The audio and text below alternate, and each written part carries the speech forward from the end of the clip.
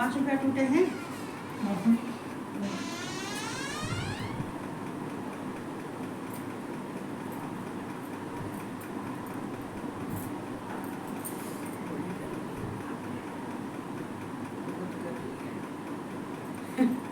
बहुत गर्मी है।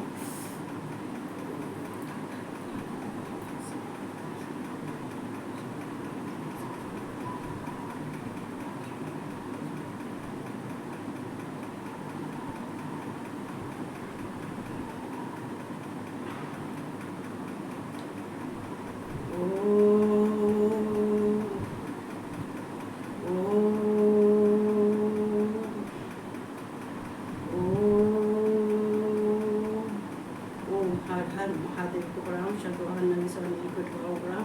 गणेश भगवान द्वारा पार्वती गुरुदेव को प्रणाम। माँ सरस्वती को प्रणाम। अपने माता पिता को प्रणाम और सबको हर हर महादेव। जय श्री कृष्णा और राधे राधे। दिन में लेट है जाती, बहुत गर्मी भी बहुत है, तो अपने यहाँ चलते हैं, भगवान शिव के धाम चलते हैं। देखो ये जो कथा चल रही है, ये जो शिव पुराण की जो है ये कथा चल रही है, ये सती की और ये दक्ष की और शिव की, ये सब देवताओं की चल रही है ये कथा जो है। लेकिन ये इसका जो है मूल उद्देश्य ये है कि सती का जो है ये जो सती ने अपने शरीर त्यागा था और ये दक्ष के यज्ञ का, और ये शिव क्या करेंगे, ये सब चल रहा है। ये वैसे इसमें मुख्य भूमिका ये दक्ष और शिव और ये सती। तो देखो यहाँ ये कथा सुनने के लिए कहते हैं हम शिव पुराण में हम जो कुछ भी पढ़ते हैं, जो कुछ भी सुनाते हैं, जो कुछ भी सुनते हैं, वो हमारे जीवन के लिए, एक जीवन के लिए नहीं, अनेकों जीवन के लिए ये और मोक्ष के लिए और मुक्ति के लिए हमारे लिए ये बहुत आवश्यक है। जो आवश्यक है कि देखो ये भगवान शिव जो कुछ भी करने वाले हैं वो शिव ही करने वाले हैं। शिव की कृपा से ही सब कुछ होता है। बिना शिव की कृपा के तो पता भी नहीं होता है, कुछ भी नहीं होता है। जब हम भगवान शिव के शरण में चले जाते हैं तो हमें अपने भविष्य की चिंता नहीं रहती है। क्यों नहीं रहती है हमें भविष्य की चिंता? इसलिए नहीं रहती है कि हमारे ऊपर हमारे परमात्मा का हाथ है, हमारे ऊपर माँ शक्ति का हाथ है, हमारे ऊपर हनुमान जी का, हमारे ऊपर गुरु का हाथ है, हमारे माता पिता का हाथ है। तो जब सबका हमारे ऊपर हाथ है और सबके हम संरक्षण में हैं, और तो हमें फिर उतनी चिंता नहीं करनी चाहिए। और हकीकत में ये सत्य है, मैं ये बात सत्य कहती हूँ। मुझे देखो कभी कभी मुझे लगता है कि मैं सुनाने नहीं जा पाऊंगी, मुझे लगता है, लेकिन फिर भी कुछ भी करो, भाग दौड़ करके ये कर वो कर, ये कर वो कर, करने के बाद में अपने स्थान पे आ जाती हूँ। चूँकि देखो अध्यात्म में बढ़ने के लिए ये मार्ग कठिन तो बहुत है। देखो ये मार्ग कठिन जरूर है, लेकिन कठिन के बाद में ये जो है हमारे जीवन का ये जीवन यापन बहुत सरल है। ये मार्ग तो जरूर कठिन है। इस मार्ग पे आने के लिए हमें कितना सहना पड़ता है, कितना करना पड़ता है। माँ कह देती है जो मेरे भक्तों के जहाँ आंसू, जो किसी शक्ति के भक्त के अगर जहाँ आंसू गिरते हैं वहाँ मोती बन जाते हैं। तो और जहाँ कहते हैं उसको कांटे बिछे हुए हैं वहाँ कमल के फूल बन जाते हैं। वहाँ पर उसके लिए कोई परेशानी नहीं होती है। ना ही कहते हैं कि ये नदियाँ भी हैं, पहाड़ों को तोड़ती हुई, पर्वतों को तोड़ती हुई और समुद्र में जाके मिलती हैं। कितना कठिन कार्य है। चूँकि ये जब नदियाँ बहती हैं तो ये नदियाँ बहने का मतलब ये है कि ये काम आसान और सरल नहीं है। ये पत्थर से टकराती हुई, ये अगल बगल के जितने भी हैं सारे ये जो गंदगी है सबको बहाती हुई ले जाके और समुद्र में जाके मिलती है। ऐसे ही हम सबको परेशानियां उठाने के बाद में अपनी जितनी हैं परेशानियां अगर आती हैं, मार्ग कठिन है, अध्यात्म मार्ग कठिन है, लेकिन चलने के बाद में हमें भगवान का धाम मिल जाता है, हमें भगवान की प्राप्ति हो जाती है। मार्ग जरूर कठिन है, हमें लेकिन शिव की प्राप्ति हो जाती है, माँ जगदम्बा की, माँ जगत जननी की प्राप्ति हो जाती है। हमें ये कहते हैं जितने हमारे देव हैं उन सब की प्राप्ति होती है। क्या सूर्य है, सूर्य क्या देव हमें है? अगर जब सूर्य नहीं निकलेंगे तो किसी को प्रकाश नहीं मिलेगा। ये राक्षसों का और भूत और पिशाचों का ये माहौल हो जाएगा। क्योंकि जब दिन ही नहीं निकलेगा तो दिन की तो रात में अंधेरे में कौन रहते हैं? राक्षस रहते हैं। ब्राह्मणों का ब्रह्म तत्व तो खत्म हो जाएगा, नष्ट हो जाएगा। सबका जीवन यापन है वो भी सारा नष्ट हो जाएगा। हमें अपने जीवन में सबकी आवश्यकता है।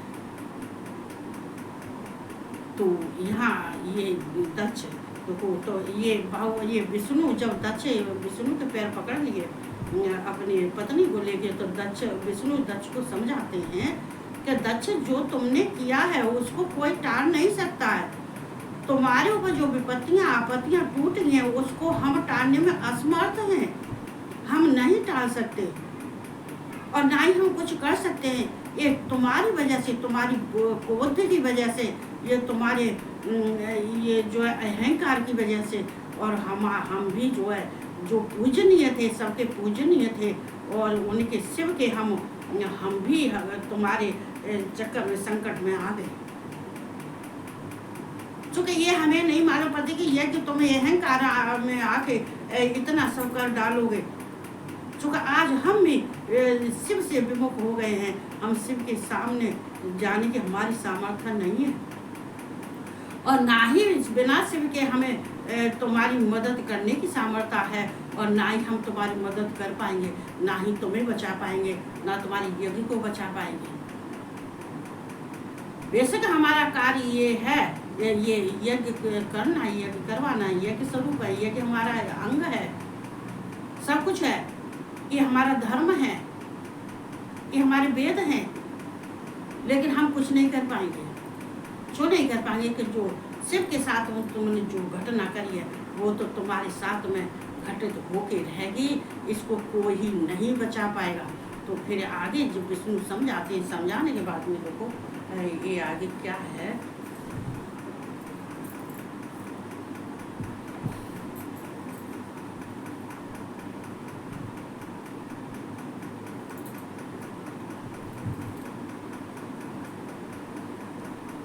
तो ये फिर यहाँ पे ये है देवताओं का पलायन। इंद्र आदि के पूछने पर बृहस्पति का रुद्रदेव की अजयता बताना, वीरभद्र का देवताओं को युद्ध के लिए ललकारना, और श्री विष्णु और वीरभद्र की बातचीत तथा विष्णु आदि का अपने लोक में जाना एवं दक्ष और यज्ञ का विनाश करके वीरभद्र का कैलाश को लौटना। तो यहाँ देखो ये है, ये देखो यहाँ जब विष्णु भगवान समझा रहे थे तो समझाने के बाद में मुझे तो पढ़ने का भी टाइम नहीं मिलता। किताब ये तो गर्मी इतनी पड़ती है, काम करते करते भी 3 बजे, सवा तीन बज जाते हैं खाने को। फिर थोड़ा भी अपने थक जाते हैं, आराम थोड़ा सा करते हैं, थोड़ा सा रेस्ट करते हैं, फिर शाम का भी पड़ जाता है। तो बहुत कठिन कहते हैं ये सर्दी तो फिर भी सही है, लेकिन गर्मी बहुत ये आस जाती है, वो सताती है, गर्मी बहुत सताती है। तो यहाँ पे देखो यहाँ ये विष्णु इस तरह से समझा ही रहे थे। विष्णु कह रहे हम तुम्हारी वजह से हम और कष्ट में पड़ गए, हमारे लिए भी बहुत कष्ट दिखाई दे रहे हैं, हमें भी तुम्हारे चक्कर में कष्टों ने घेर रखा है। हमें खुद समझ में नहीं आ रहा है कि क्या हो। इतना विष्णु कह ही रहे थे, दक्ष को समझा ही रहे थे कि वीरभद्र की सेना जो गढ़ थे, जो रुद्रगढ़ थे, जो भगवान शिव ने गढ़ भेजे थे, जो ये शिव के समान ही गढ़ थे, जो वो सब जाके वहाँ पे और आंगन में खड़े हो गए। आंगन में खड़े होने के बाद फिर ब्रह्मा जी नारद से कहते हैं कि नारद ये जब ये वीरभद्र आंगन में जाके खड़े हुए थे और उनके गढ़ जो आंगन में पहुंच गए थे, अभी मंडप में नहीं गए हैं, अभी तो आंगन में ही गए, मंडप में नहीं पहुंचे। और जब वहाँ जाके खड़े हो गए थे तो ये जो विष्णु थे, ब्रह्मा विष्णु देवता, ये दक्ष की तो बाद की बात है। पहले तो जो देवता थे, ऋषि मुनि थे, जितने थे ये ब्रह्मा विष्णु थे, ये सारे घबरा गए, ये चकित हो गए और घबराने लगे और चिंतित हो गए, व्याकुल बेचैन होने लगे कि ये जो ये वीरभद्र हैं, ये साक्षात भगवान शिव के अंश हैं। भगवान का तेज, शिव का तेज और वीरभद्र में समाया हुआ है। वीरभद्र शिव के समान ही तेज हैं, बलवान हैं, शक्तिशाली हैं। तो ये सब आपस में बात करने लगे थे। वहाँ इंद्र थे, लोकपाल थे, इंद्र के लोकपाल थे, वहाँ बृहस्पति थे, वहाँ सब ऋषि मुनि सभी थे, देवता सभी थे वहाँ पे। सब आपसे में बात करने लगे थे कि ये जो वीरभद्र आए हैं और ये अजय अब इतने तेजस्वी है, बलवान है, ये शक्तिशाली है, ये नाश करके जाएंगे। अब कह रहे अब दक्ष का विनाश होगा और इसके संग में हम सबका भी विनाश होगा। इसने ऐसा कार्य किया है। ये जो आए हैं इतने गण, असंख्य गण थे और अनगिनत गण थे, रुद्रगण थे अनगिनत, कोई उनकी संख्या नहीं थी, इतने थे। तो कह रहे ये विनाश करने के लिए आए हैं, ये शिव ने विनाश करने के लिए भेजे हैं। और ये वीरभद्र तो अपने में ही इतने सभी, तो काली तो पहुंचे ही नहीं। ये वीरभद्र इतने शक्तिशाली है, क्या करना चाहिए? आप सही में कहने लगे क्या करना चाहिए, क्या करना चाहिए? भाग जाना चाहिए, क्या करना चाहिए? मतलब ऐसे कर ही रहे थे, सोच रहे थे। ये सोच ये विष्णु भगवान ने क्या किया, ये जो देवता थे वो देवता पलायन रह गए, ये विष्णु रह गए थे और ऋषि रह गए थे। कछु जो ऋषि रह गए थे, विष्णु रह गए थे। चूँकि ये दक्ष ने कहा था कि विष्णु तुम हमें छोड़ के नहीं जाओगे, चूँकि हमने जो कुछ भी किया वो हमने तुम्हारे विश्वास पर, तुम्हारे बल पर किया है और तुम हमें छोड़ के नहीं जाओगे। तो विष्णु ने, अब विष्णु तो इसलिए फंस गए थे, विष्णु कहने लगे थे कि ये शिव का संकल्प जो हम पूरा करने आए थे वो पूरा करने के चक्कर में और हम फंस गए, या हम वो ही हमने ऐसा कार्य किया कि हमने इस दक्ष का साथ दिया और ये शिव का हमने साथ छोड़ के और इसके दक्ष के साथ में हमने जो कुछ भी किया, ये घटना ये घटते ही रहेगी, हमारे साथ भी सब देवताओं के साथ रहेगी। ये विष्णु भी बेचैन रहने लगे, लेकिन फिर भी विष्णु रह गए, चूँकि दक्ष ने पैर पकड़ लिए थे। अब विष्णु को तो ये लग रहा था इसको हम छोड़ के जाते हैं, ये भी तो वो शिव का ही संकल्प है। देखो ये संकल्प क्या मतलब होता है? संकल्प का ये मतलब होता है कि विष्णु जो कर रहे थे और विष्णु जो दक्ष के साथ में खड़े थे, हालांकि इसमें नहीं लिखा है पर मैं अपन कुछ मैं भी अनुमान लगा सकती हूँ। ये जो इसने जो प्रयागराज में जो ये नैमिषारण्य के जितने ब्राह्मण थे, देवता थे, सब थे, ऋषि मुनि जगत थे, उनके सामने जो शिव का इसने अपमान किया था, तो ये शिव की माया थी। क्या ये यज्ञ करेगा, इसमें विष्णु का होना आवश्यक है। ये माया उनकी थी और हो सकता है विष्णु ने भी संकल्प लिया हो कि दक्ष तुमने जो शिव का अपमान किया है वो सहन उनको भी नहीं हो रहा था, इसलिए वो भी उसमें रही। हालांकि देखो श्राप तो देखो दधीच ने विष्णु को भी दिया था, ये आगे की कथा में है। श्राप तो यहीं पर विष्णु को मिला था, जो आगे दम्म के साथ जो हुआ था, जो आगे आएगा, ये जो आगे के इसके बाद में ये ही आएगा। चूँकि देखो हमारा परिणाम जो निकलता है वो हमें शुरू का होता है, वो हमें अंत तक लेके जाता है। तभी तो कहते हैं कभी का श्राप नहीं लेना चाहिए, किसी की बददुआएं नहीं लेनी चाहिए, किसी के कोई ऐसे गलत शब्द नहीं कहना चाहिए जिसके मालूम पड़े कि दिल में इतने चुभ जाए कि उसको बेचैनी हो जाए। इतना कहते हैं इतना सूल नहीं छेदना चाहिए जिसके घाव हो जाए, और वो घाव कहते हैं कि सूल के घाव तो सही हो जाते, पर वो जो सूल से किए थे वो सूल वो कहते हैं ये हमारे ये चित्र ये नष्ट नहीं होते, दिमाग से नहीं निकलते हैं कि किससे मारा, सूल से मारा था। घाव वैसे सही हो जाते हैं। यहाँ जो देख के उनको सब जितने गढ़ थे उनको सब देख के घबरा गए थे। हालांकि विष्णु रह गए थे, देवता सब पलायन कर गए थे, देवता सब भाग गए थे। जितने थे देवता थे वो सब भाग खड़े हुए थे और उन्होंने कहा था।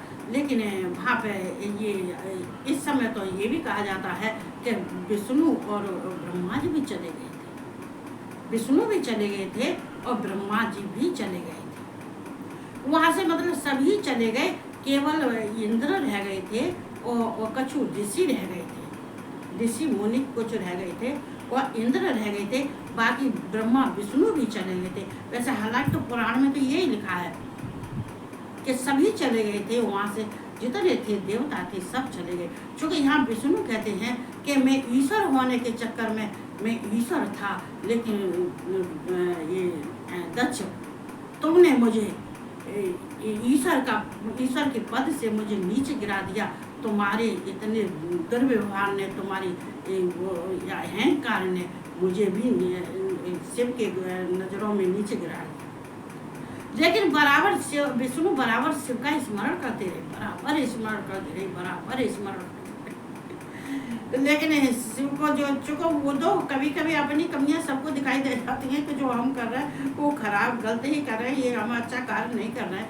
समझ तो सब जाते हैं, सब जानते हैं, लेकिन यहाँ पे जब ब्रह्मा भी, वैसे इसमें लिखा है कि ब्रह्मा विष्णु भी चले गए थे, केवल इंद्र रह गए थे। और इंद्र के बाद में ये बृहस्पति इंद्र रह गए थे और ऋषि मुनि रह गए थे। तब जब इंद्र रह गए थे, इंद्र ने कही कि हमें कौन हरा सकता है और हम किससे हार सकते हैं, हम इंद्र लोक के राजा हैं, हम शक्तिशाली हैं, हमें कौन हरा सकता है। तो इस चक्कर में और उनके लोकपाल भी रह गए थे। जब देखा उन्होंने कि जब वहाँ पर गढ़ पहुँच गए थे और वीरभद्र पहुँच गए थे, वीरभद्र के पहुँचने के बाद में वीरभद्र मंडप में पहुँच गए थे। फिर जैसे वीरभद्र मंडप में पहुँचे थे और उन्हें ललकारना शुरू किया। उन्होंने जैसा ललकारा था, सबको इतना ललकार के कहा था। दक्ष के तो कहीं आते पते नहीं थे, वो तो दुबक गया था, डर की वजह से दुबक गए थे। मेरे तो वो पिता है, मैंने ऐसे बोल गलत नहीं बोलूँगी जो है। तो क्या कहते हैं, वो जब दक्ष तो दुबक गए थे, लेकिन इंद्र रह गए थे। इंद्र से जब इंद्र ने देखा कि ये तो ये एकदम वीरभद्र ने वो ललकार मारी और जितने गढ़ थे सारे रुद्रगढ़ थे, सारे शिव के समान ही दिखाई दे रहे थे, सारे उनके वेशभूषा सब उन्हीं के से दिखाई दे रही थी। और वीरभद्र तो साक्षात शिव के समान ही थे, लग रहे थे बिल्कुल। तो देखने जब इंद्र घबरा गए थे, घबराने के बाद इंद्र ने कहा इससे वीरभद्र से तो कोई नहीं जीत सकता, ये वीरभद्र से तो कोई नहीं जीत सकता, चूँकि ये इतना अकेला ही ये सब पे भारी पड़ेगा, अकेला ही ये सब का विनाश कर देगा। ये वीरभद्र बहुत ये शक्तिशाली है, इसके अंदर भगवान शिव की शक्तियाँ हैं और भगवान की शिव की इसके ऊपर कृपा है और शिव का ही बल है, इसके पास सब कुछ शिव का दिया हुआ है। शिव के समान ही इसमें तेज है, इसमें शिव के समान ही इसमें बल है। लेकिन इंद्र ने सोचा कि अब क्या करें, अब हम भाग तो सकते नहीं, लेकिन नहीं भाग सकते। लेकिन फिर यहाँ इतने में उसने जब देखा कि ये इसके वीरभद्र के गढ़ आए गए, मंडप में आए गए, उसके बाद में सारे देवता ये दक्ष ने और ये दक्ष तो दुबक गया, ये जो ऋषि मुनि थे और इंद्र थे, उन्होंने विष्णु से कहा था, और जो ऋषि मुनि थे उन्होंने विष्णु के पैर पकड़ लिए, कहने लगे विष्णु तुम नहीं जाओ, चुको ये कैसे भी करके ये दक्ष का यज्ञ पूर्ण करवाओ, तुम चुके ये तुम्हारा कर्म है यज्ञ पूर्ण करवाना। अभी तो देखो ऋषि मुनि चुको तो कहते नहीं है कि जब तक ये शिव का डंडा नहीं पड़ता है तब तक देखो विनाश काल में पीड़ित बुद्धि में तो जैसे कहते चुको उनकी जब ये बुद्धि ही खराब हो गई थी तभी तो उनके अंग भंग सब हो गए थे। आगे तो क्या होगा, आगे सब किसी के दांत, किसी के जबड़ा, किसी के हाथ, किसी की आँख, किसी के टांग, किसी के कुछ क्या हुआ था। चूँकि इनका सब होना था, जो होनहार होती है, जहाँ पे देखो कभी कभी गणेश कह देते हैं जो होनहार है, जो होनहार है वो तो होके ही रहेगी, उसको कोई टाल नहीं सकता। जो गणेश भगवान की वाणी है इस बात को गणेश भगवान कहते हैं जो विधाता ने लिखा है वो तो हो के ही रहेगा, उसको कोई टाल नहीं सकता है। जो होनहार है वो तो हो के ही रहेगा। तो यहाँ जो विष्णु के पैर पकड़ लिए ऋषि मुनि ने कहने लगे कि देखो, और इंद्र से भी कहने लगे कि ये जो विष्णु तुम यज्ञ भगवान हो, तुम यज्ञ के अंग हो, तुम ये यज्ञ स्वरूप हो, तुम्हारा ये कर्म है, तुम्हारा ये धर्म है, और ये तुम करता हो, तुम जो कुछ भी हो वो तुम ही हो, तुम करता हो, तुम सबके पालनहार हो, और तुमने तो ब्रह्मा का भी रक्षा के लिए हाथ पकड़ रखा है। तो फिर ये दक्ष का यज्ञ जो है इसको पूर्ण करवा दो, इसके दक्ष का यज्ञ का विनाश न हो।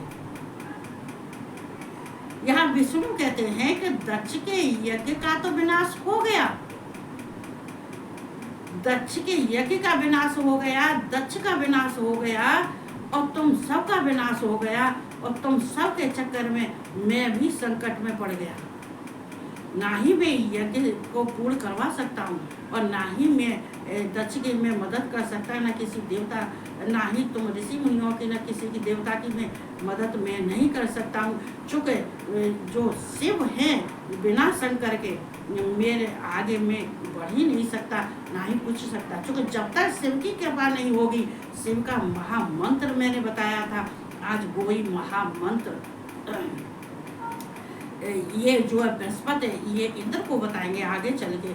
लेकिन यहाँ तो विष्णु कह रहे मैंने उसको महामंत्र दिया था ये दक्ष को, कि दक्ष तू भगवान शिव का स्मरण कर, शंकर का स्मरण कर, शंकर का स्तुति कर, याद कर, उनसे अपनी क्षमा याचना मांग। तू अगर मांगेगा, वो अंतर्यामी है, वो सब जगह विराजमान है। तू अगर यहाँ एकांत में भी बैठ के अगर तुम दक्ष उनका स्मरण करोगे, उनका ध्यान करोगे, अपने क्षमा याचना मांगोगे, तो ये शिव तक पहुँचेगी। वो शिव हैं, तुम शिव तत्व को नहीं जानते। शिव तत्व को जानने वाला कभी ये कार्य नहीं करता है। क्योंकि जो शिव से विमुख हो गया है, उनसे यहाँ विष्णु कह रहे हैं, जो शिव से विमुख हो गया है हे ऋषि मुनि, उसका कोई कार्य कभी पूर्ण नहीं हो सकता है। क्योंकि जो कुछ भी करने वाले हैं वो शिव ही करने वाले हैं। ये शिव ही यज्ञ है। मैं यज्ञ शिव की कृपा से, शिव की आज्ञा से मैंने यज्ञ भगवान कहलाता हूँ। जब तक, लेकिन सत्य तो यही है कि यज्ञ साक्षात शिव ही है, और शिव ही जिसके घर में ये दक्ष को हमने उसको महामंत्र दिया, समझाया कि बिना शिव के ना ही ये जो है यज्ञ पूर्ण होगा, और ना ही कोई बच पाएगा। जो आपत्तियां टूट पड़ी हैं, इस आपत्तियों को टूटने से रोकने के लिए इनको जो है केवल एक शिव का ही ध्यान करना है। शिव की शरण में चले जाओ, शिव का ध्यान करो, बच जाओगे। लेकिन यहाँ वे कह रहे हैं मैं कुछ नहीं कर सकता, क्योंकि ये जो शिव का कार्य है वो शिव करते हैं, हमारा कार्य वो हम करते हैं। ये यज्ञ शिव का है। शिव जिस कार्य को पूर्ण करते हैं वो ही पूर्ण होता है। शिव कहते हैं मैं ज्ञान को नहीं मानता, मैं कर्म को मानता हूँ। शिव कर्म में आस्था रखते हैं, वो शिव कर्म को मानते हैं। ये ज्ञान को ये नहीं मानते, ये मंत्रों को नहीं मानते, न ज्ञान को मानते हैं। केवल शिव ये शिव कर्म उसके अच्छे जब नहीं होते हैं तो भगवान शिव दंड देते हैं, फल नहीं देते हैं। और जिसके कर्म बुरे होते हैं तो शिव उसको जो है दंड देते हैं, फल नहीं देते। और जिसके अच्छे होते हैं उसको फल देते हैं, दंड नहीं देते हैं। ये कर्म उनके लिए सबसे मुख्य ये है। जो कर्म है ये विष्णु यहाँ समझाते हैं। या बोले अब ये यज्ञ पूर्ण नहीं होगा, बिना शिव के यज्ञ पूर्ण नहीं हो सकता है। ना तब हो सकता था, ना अब हो सकता है, ना आगे हो सकता है।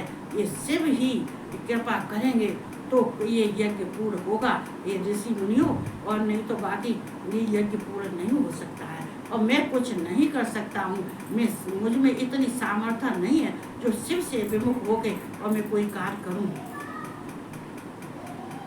लेकिन ये इंद्र सुन रहे थे। इंद्र ने कही जब विष्णु ये परेशान हो गए, जब विष्णु ये पीछे हट गए, यूसर है ये शिव के ये साइजों में रहते हैं। शिव ही विष्णु है, विष्णु शिव। जब विष्णु हुई ये अलग हट गए तो अब क्या करना चाहिए?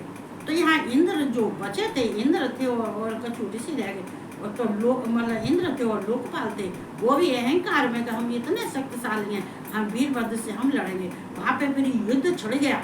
वीरभद्र का जब विष्णु ने ये सब कह दिया, विष्णु अलग हट गए थे, अलग भाग गए थे, वो चले गए थे।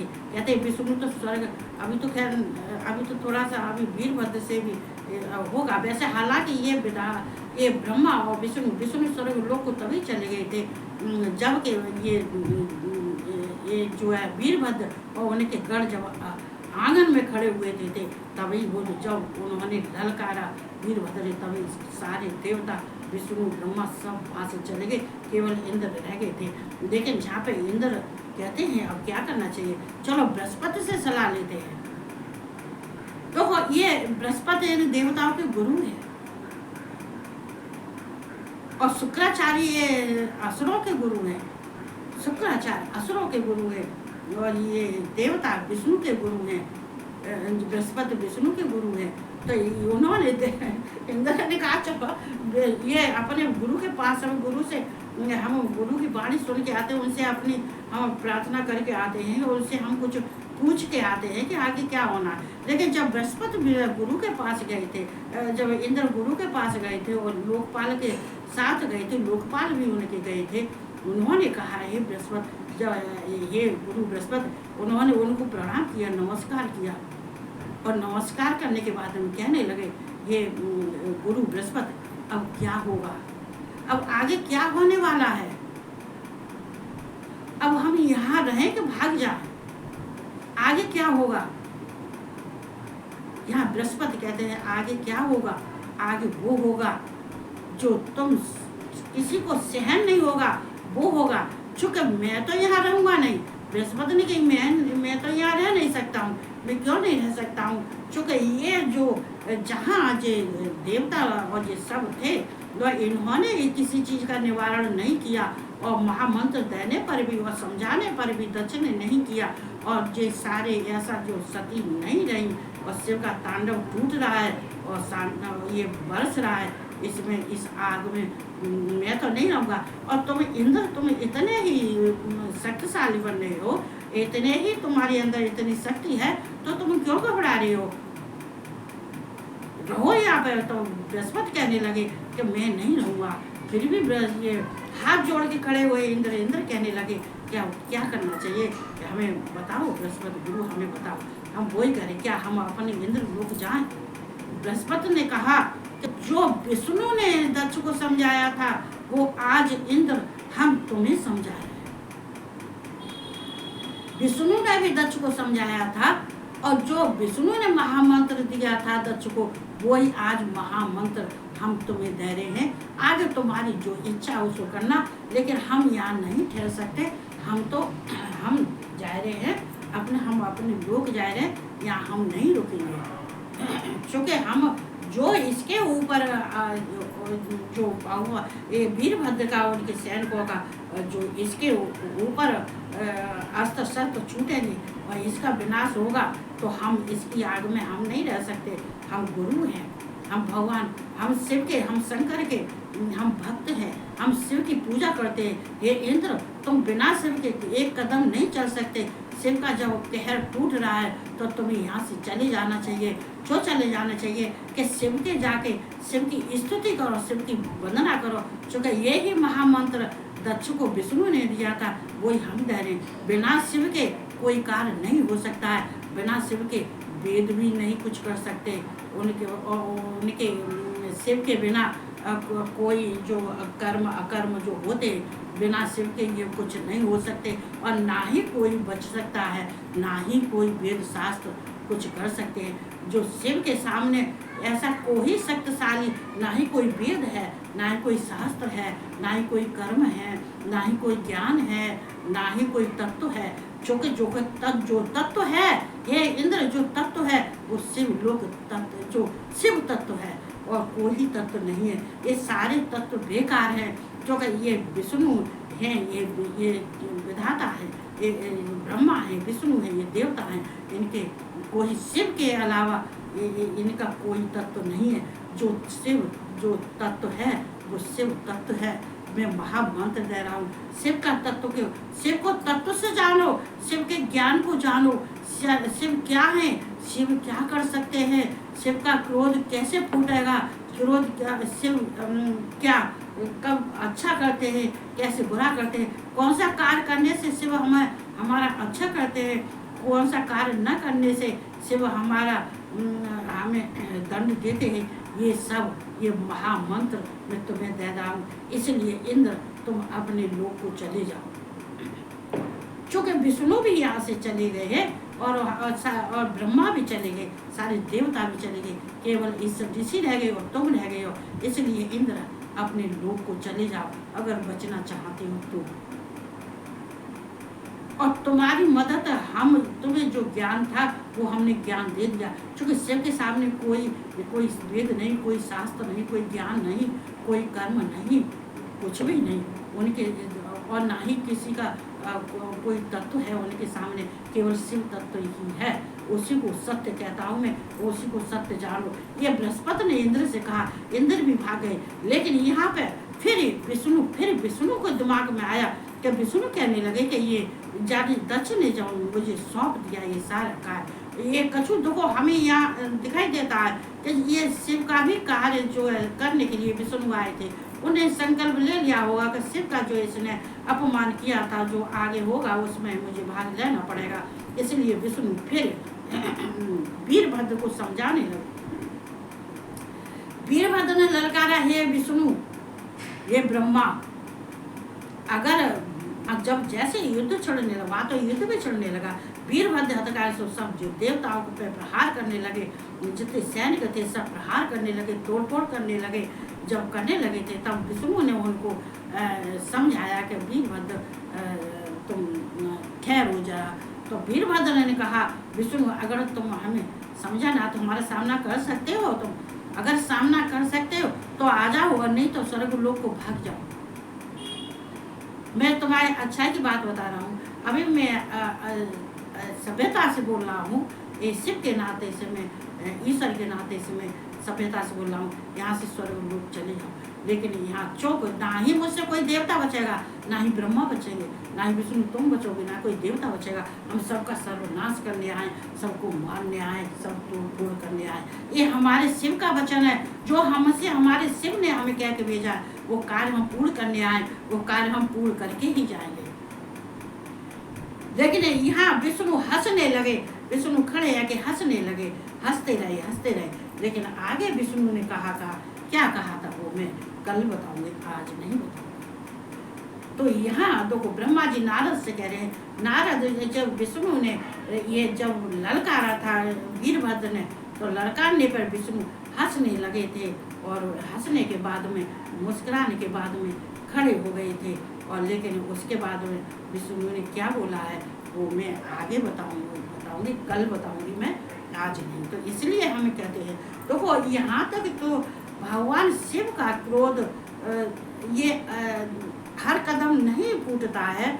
उनका क्रोध, शिव का क्रोध जब फूटता है, काली का क्रोध जब फूटता है, काली कहती है कि ये किसमें सामर्थ्य है जो काली और महाकाल का सामना कर सके। जो काली का और महाकाल का जो सामना कर सके, ये किसी में शक्ति है? किसी में शक्ति नहीं है, अभी तो काली पहुंचे भी नहीं है। तो हमें शिव के कहते हैं भगवान की आराधना हमें निस्वार्थ भाव से करनी चाहिए। उसके अंदर कोई स्वार्थ नहीं रहना चाहिए, कर्म करना चाहिए। क्योंकि ये ज्ञान के अहंकार लेके नहीं बढ़ना चाहिए कि हमारे अंदर इतना ज्ञान है, इतना ज्ञान है। अहंकार, अरे ज्ञान किसका ज्ञान, कैसा ज्ञान? कोई ज्ञान नहीं है। जो कुछ भी हम बोलते हैं, हम भगवान शिव की कृपा से और शिव के प्यार में बोलते हैं। हम शिव से प्यार करते हैं, हम माँ जगदम्बा से प्यार करते हैं, तो हम प्यार से, और हम प्यार में बोल रहे हैं। हम कोई ऐसे नहीं बोल रहे कि हम ज्ञानी हैं। नहीं, हमारे अंदर का शिव के साथ में जो प्रेम है, जो हमारी जगदम्बा के साथ में हमारा प्रेम है, वो प्रेम बोल रहा है। हम ज्ञानी नहीं है, ज्ञानी शिव है, हम ज्ञानी नहीं है। हम तो एक तुच्छ हैं, लेकिन हमें जो भगवान का ये वर्णन करने में, भगवान की ये कथा कहने में हमें आनंद प्राप्त होता है। जो शिव ने लिखा है शिव पुराण में, वो हमें कहने में आनंद मिलता है, उनके चरित्र का वर्णन करने में मिलता है। हम वो चरित्र का वर्णन कर रहे हैं, लेकिन अज्ञानी हैं। ज्ञानी शिव हैं, ज्ञानी शिव हैं, विद्या शिव के पास है, ज्ञान शिव के पास में है। आत्म तत्व जो हमारा जागृत होता है वो भी शिव के पास है। शिव ही जब हमारे ऊपर कृपा करते हैं तभी हमारे आत्म तत्व जागता है, नहीं तो सोता है। तो ये हम सबको भगवान के शरण में जाना चाहिए। तो ये संसार के द्वंद्व से बच जाओगे, ये बात जरूर है। इस संसार में जो द्वंद्व मचा हुआ है, इससे बचने के लिए केवल एक ही उपाय है। ये शिव का धाम, शिव का स्मरण, शिव की स्तुति, शिव की वंदना, ये ओम नमः शिवाय, ये ओम और ओम नमः शिवाय, ये हमें पार लगा देगा, हमें भवसागर से पार लगा देगा हमारी नैया को। चूँकि ये नैया भी कहते हैं किसी के सहारे चलती है, नाव भी केवट के सहारे, सत्य के सहारे और भगवान के सहारे चलती है। नहीं तो ये नैया बीच में राम नाम का अगर नहीं हो तो ये नैया बीच में ही डूब जाएगी, ये नाव बीच में ही डूब जाएगी। इसको नाव को पार लगाने के लिए हमें भगवान का सहारा लेना पड़ता है। केवट जैसे हमें नाव से पार लगाता है, वैसे हमें अपना जीवन की नैया पार लगाने के लिए ये भगवान का सहारा लेना पड़ता है।